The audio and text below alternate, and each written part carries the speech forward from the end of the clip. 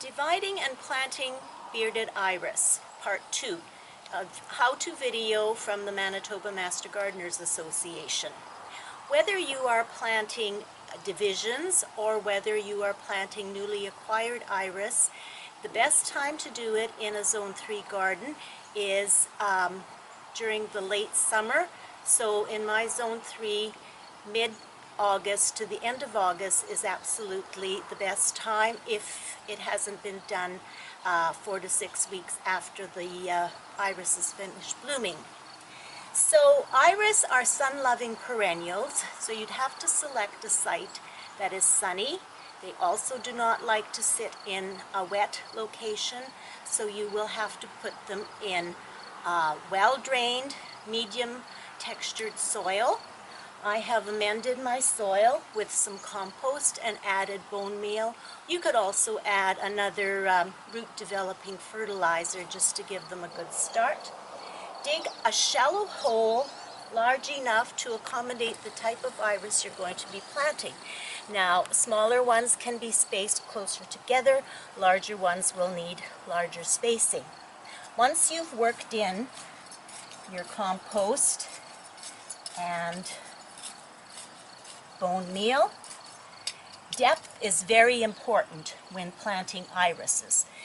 Typically, the top of the rhizome sits slightly above the soil surface, but in a colder climate, and especially a new planting, you might want to put it just at the surface or else slightly below. So to accommodate this, you will make firmly packed cones. Now I think I have enough room here for 5. I'll just make 3 cones for now. I've put this stick here to help me decide the leveling. Now, when you're planting your rhizomes, plant them in the direction that you will be viewing the blossoms. So the fan is to the back, your blossom stalks will come out this way. If you're planting them in a circle, then position them with the cut edges towards the middle. And put all your fans in the same direction.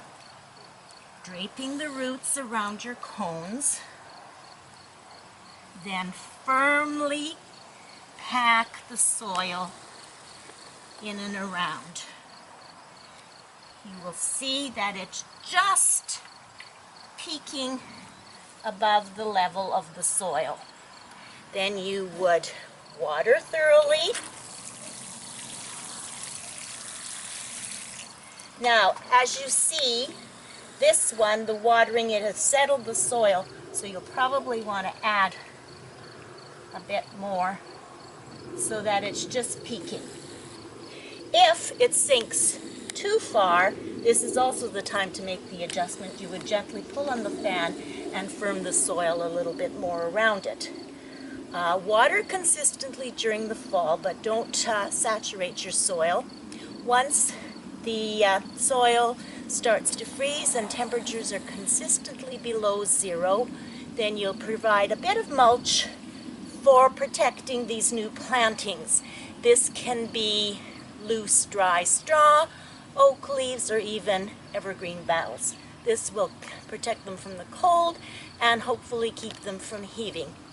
In the spring, gradually and gently remove the mulch and you should notice new growth appearing.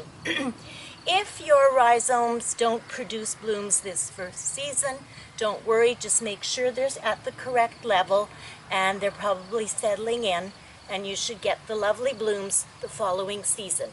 With the many types of iris available, they make a wonderful addition to your sunny garden.